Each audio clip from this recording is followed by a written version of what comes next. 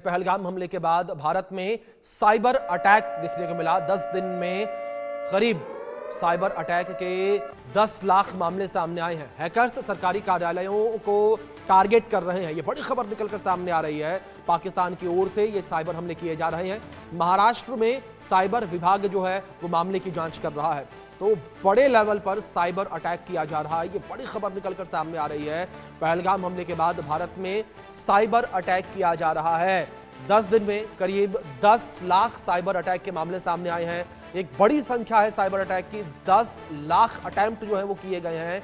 यहाँ पर जो सरकारी कार्यालय हैं उनकी वेबसाइट्स को हैक करने के लिए ये एक बड़ी खबर निकलकर सामने आ रही है। पहलगाम हमले के बाद भारत में साइबर अटैक के मामले बढ़ गए हैं।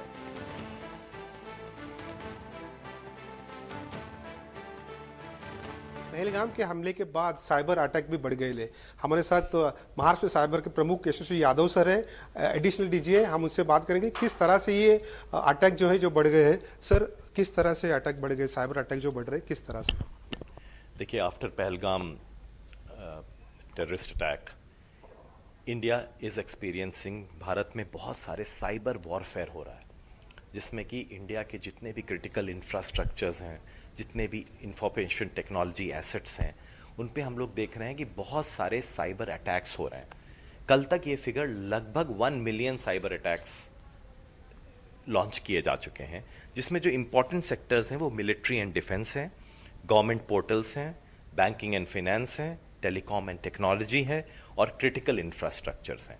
इसमें कि हमने देखा है कि बहुत सारे डिफेंस एस्टैब्लिशमेंट जैसे कि हमारा सैनिक army college of nursing in Jalandhar was hacked. इसके बाद हमने देखा जो हमारी एक सेकेंड रिपोर्ट आई है जिसको हम लोगों ने कहा है पहलगाम साइबर वॉर्स।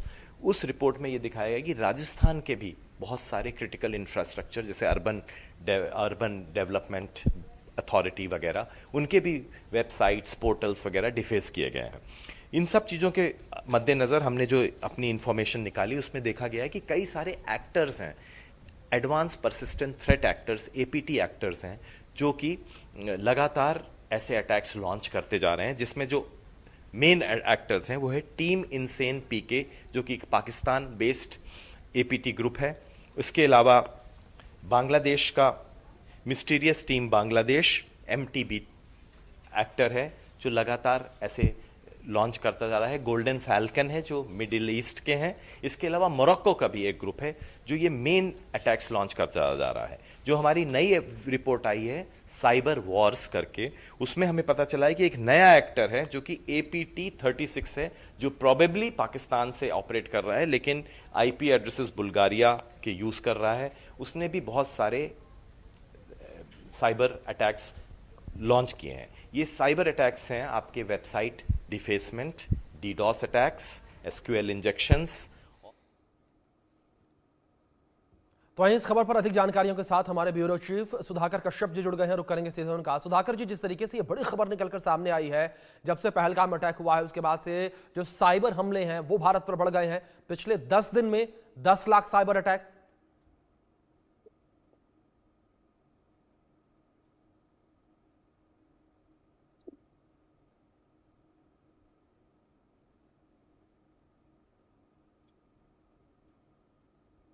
सुधाकर जी, आवाज पहुंच रही है आप तक मेरी?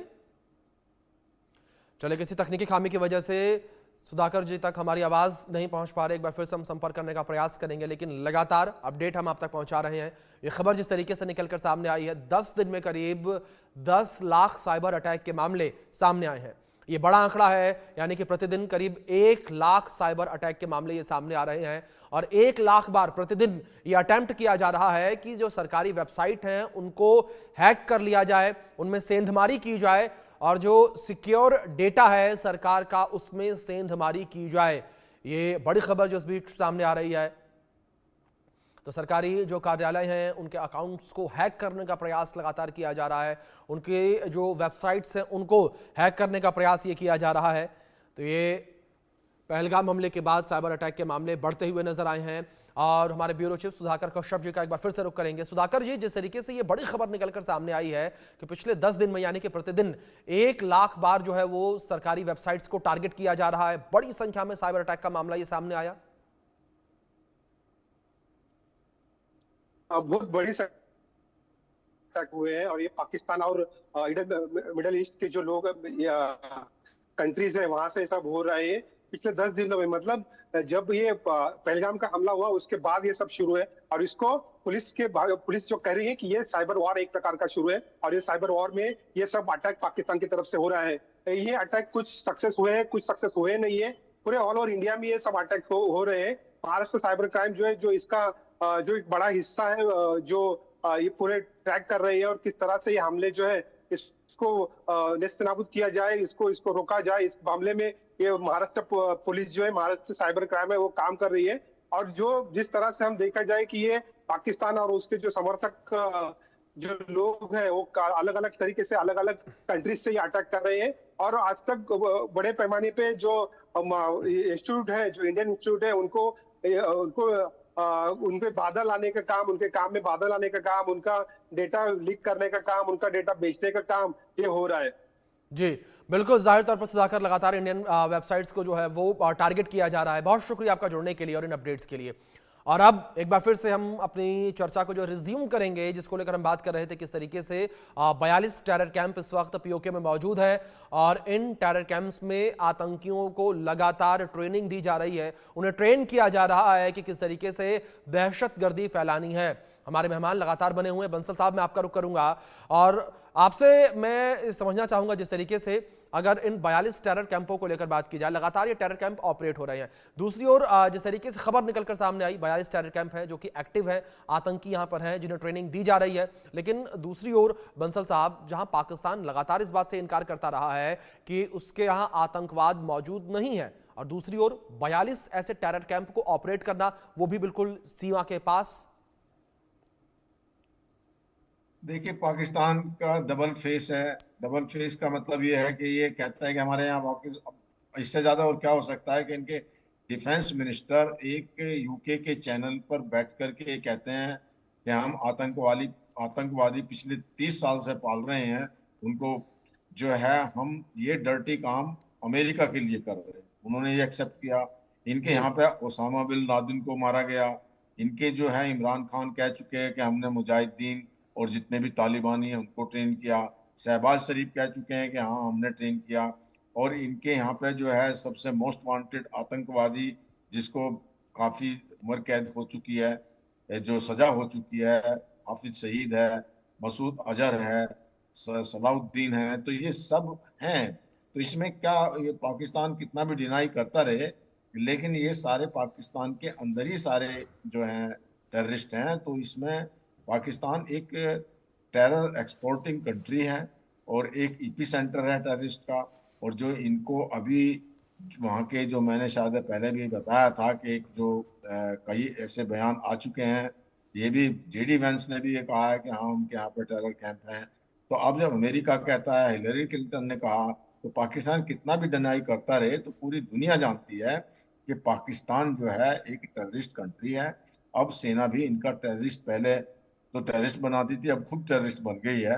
और सबसे बड़ा टेररिस्ट जो है अभी chief of army staff general Munir है, और वहाँ पर भी टेरर फैलाया हुआ है। बलूचिस्तान के लोगों को मारा जा रहा है, खैबर पख्तूनख्वा में जाना जा रहा है। अभी इनकी सेना गई थी खैबर पख्तूनख्वा के अंदर में, वहाँ पर लोगों को जो है औरतों के साथ बदतमीजी कर रही थी, तो वहाँ की पुलिस ने उनको जो है उनका मुकाबला किया। और पुलिस जो है खैबर पख्तूनख्वा की अब इनके साथ में बिल्कुल बंसल साहब, समय समय पर जो है पाकिस्तान खुद इस बात को एक्सेप्ट करता रहता है कि हाँ हमारे यहाँ आतंकवाद है। और जिस तरीके से पाकिस्तान के डिप्टी पीएम इशाक डार का बयान सामने आया था, उन्होंने आतंकियों को फ्रीडम फाइटर तक कह दिया।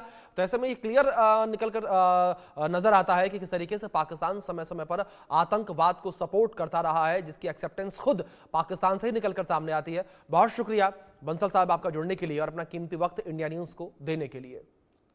दूसरी ओर हिंदुस्तान के हाइपर एक्शन से पाकिस्तान टेंशन में है, उसे हर पल भारत के हमले का डर इस वक्त सता रहा है। लेकिन इस बीच एक बड़ा सवाल है, भारत यह हमला कब करेगा। उससे भी बड़ा सवाल यहां पर यह है कि भारत इस बार पाकिस्तान पर सर्जिकल स्ट्राइक करेगा या फिर एयर स्ट्राइक करेगा, या फिर इस बार कुछ और होगा, कुछ बड़ा होगा।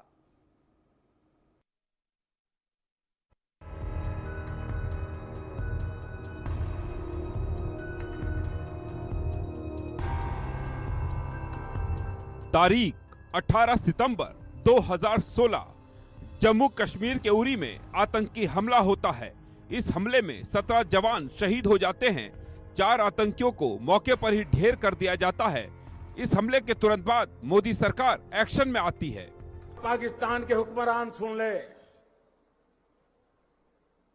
हमारे 18 जवानों का बलिदान बेकार नहीं जाएगा। भारत सफल रहा है पूरे दुनिया में आपको अलग थलग करने के लिए, और हम उसको तेज करेंगे और पूरे विश्व में आपको अकेला रहने के लिए हम मजबूर करके रहेंगे। आतंकी हमले के 10 दिन बाद भारतीय सेना सर्जिकल स्ट्राइक करती है। पीओके में घुसकर आतंकी ठिकाने नेस्त नाबूद कर देती है। सर्जिकल स्ट्राइक में बड़ी संख्या में आतंकी ढेर होते हैं। तारीख 14 फरवरी 2019 जम्मू कश्मीर के पुलवामा में आतंकी हमला होता है। भारतीय सेना के 40 वीर जवान इस आतंकी हमले में शहीद हो जाते हैं। साथियों, ये संयम का समय है, संवेदनशीलता का समय है, ये शोक का समय है, लेकिन हर परिवार को मैं ये भरोसा देता हूं कि उनके परिवारों ने जो स्वजन खोया है, आपकी आंखों में जो आंसू है, उन आंसू का पूरा पूरा जवाब लिया जाएगा। 12 दिन में भारतीय वायुसेना एयर स्ट्राइक करती है।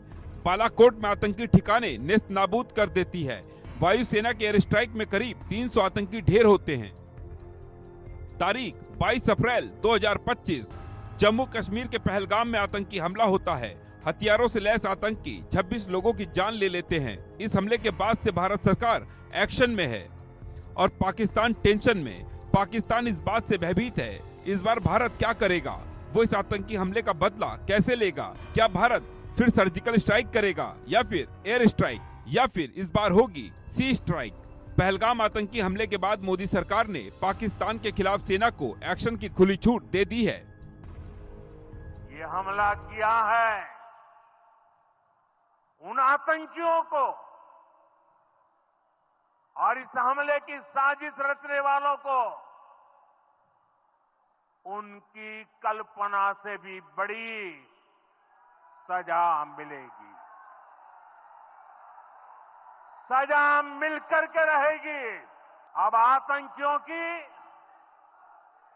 बची खुची जमीन को भी मिट्टी में मिलाने का समय आ गया है। मतलब साफ है, पाकिस्तान का डर सही है, उसका खौफ, भय, घबराहट लाजमी है। लेकिन सवाल है कब हिंदुस्तान पाकिस्तान पर आखिरी प्रहार करेगा, ताकि पाकिस्तान की 100 पुश्तें अगली बार ऐसी भूल न कर सके। पाकिस्तान के नेताओं का तो कहना है भारत 24 से 26 घंटे में पाकिस्तान का काम तमाम कर सकता है।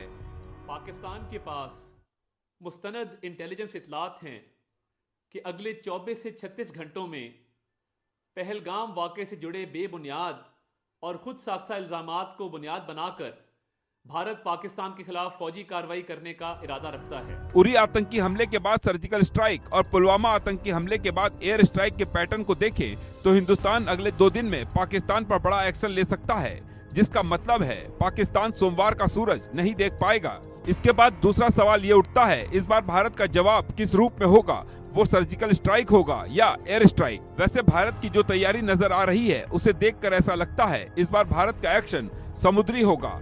भारत इस बार पाकिस्तान पर सी स्ट्राइक कर सकता है। बताया जा रहा है इंडियन नेवी ने अपने सभी वॉरशिप को अलर्ट पर रखा है। अरब सागर में एंटी शिप और एंटी एयरक्राफ्ट फायरिंग की प्रैक्टिस की गई है। गुजरात के नजदीक कोस्ट गार्ड को भी अलर्ट पर रखा गया है। नेवी का जंगी जहाज INS सूरत पहली बार सूरत के हजारी पोर्ट पर तैनात किया गया है। उधर आईएनएस विक्रांत अपने पूरे बेड़े के साथ प्रैक्टिस करने अरब सागर में निकला है। पहलगाम हमले के अगले ही दिन खबर आई थी, भारत का सबसे ताकतवर विमान वाहक पोत आईएनएस विक्रांत अरब सागर में पाकिस्तान की तरफ चल पड़ा है। ये पाकिस्तान के लिए टेंशन की खबर इसलिए है, भारत पाकिस्तान में तनाव बढ़ा तो आईएनएस विक्रांत बेहद क्रूशियल साबित हो सकता है। इसी नाम का एक विमान वाहक युद्धपोत पहले भी नेवी के पास था, जिसने 1971 के भारत पाकिस्तान युद्ध में बाजी पलट दी थी।